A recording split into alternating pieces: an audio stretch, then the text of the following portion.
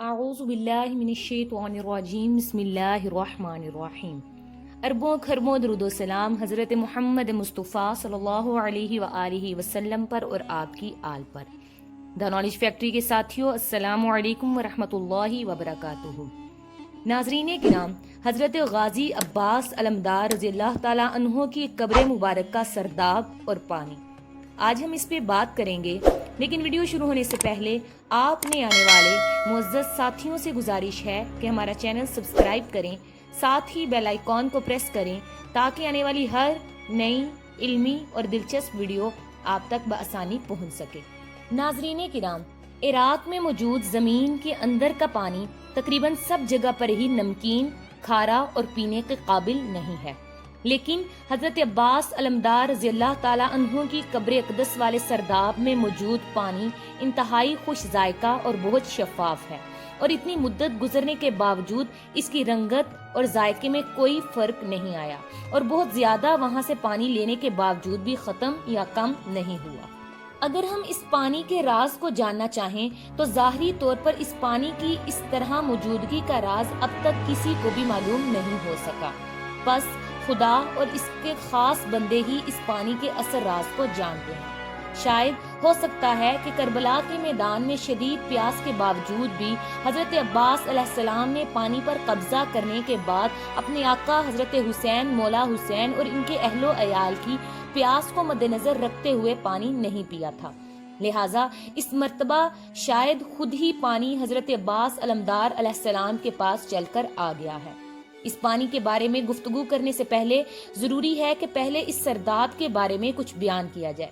حضرت عباس علیہ السلام کے روضہ مبارک کا ایک سب سے اہم حصہ سرداب ہے کہ جہاں حضرت عباس علیہ السلام کی حقیقی قبر مبارک موجود ہے۔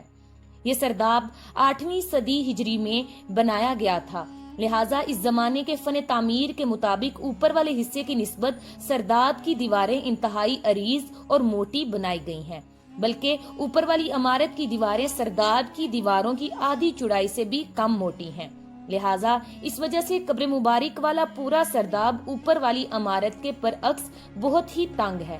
اس میں موجود گیلریاں اور راستے دیواروں کی بہت زیادہ چوڑائی کی وجہ سے تنگ گلیوں کے مشابہ ہیں۔ سرداب کی عمارت کے بارے میں بیان کرنے سے پہلے یہ کوشش کروں گی کہ حرم کے نئے ادارے کی زیر نگرانی، جو کہ 2 جنوری 2008 سے عراقی کمپنی شرکت الحلول عراقیہ کی طرف سے کی جانے والی سرداب میں ترمیم و تعمیر کو بیان کرنے کے ساتھ ساتھ اس جدید ترمیم و تعمیر سے پہلے والی حالت کو بھی بیان کیا جائے۔ صحن کے شمال میں مشرق حصے میں ظریف والی عمارت کی شمالی گیلری کی دیوار میں ایک خوبصورت نقش و نگار والا دروازہ لگا ہوا ہے۔ یہ دروازہ ایک کمرے میں کھلتا ہے کہ جس کمرے کی چوڑائی 3.18 میٹر ہے، اور یہ کمرہ تقریباً 2 میٹر تک گیلری کی دیوار کے اندر ہے۔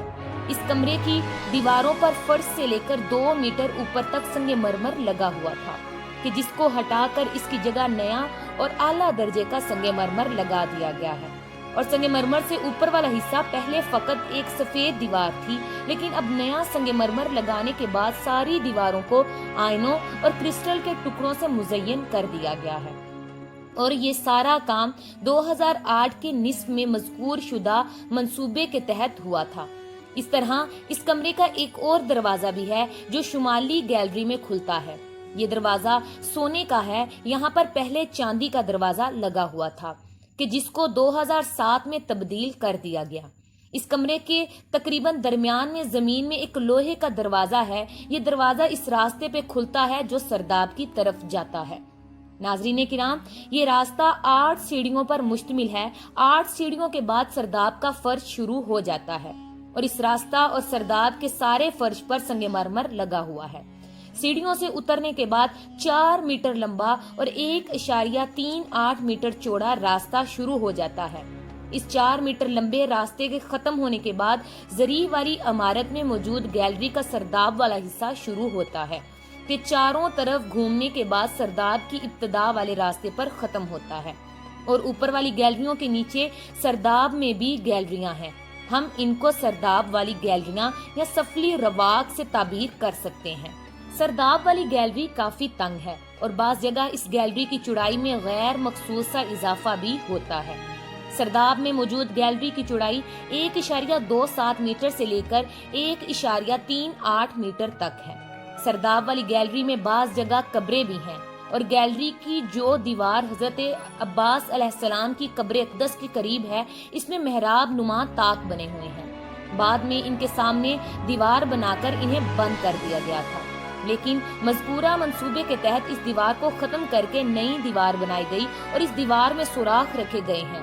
سنگ مرمر لگانے کے بعد سرداب کی گیلری مزید 8-10 سینٹی میٹر تنگ ہو گئی اور یہ سنگ مرمر بھی مذکورہ منصوبے کے تحت ہی لگایا گیا تھا۔ سرداب میں بنے ہوئے محراب نما طاقچوں میں تعداد 13 ہیں اور یہ سب پیمائش میں ایک دوسرے سے مختلف ہیں۔ ان میں سے 2 سرداب کی شمالی گیلری میں ہیں اور ان میں سے ایک ہوا کے لیے بنائے گئے ہیں۔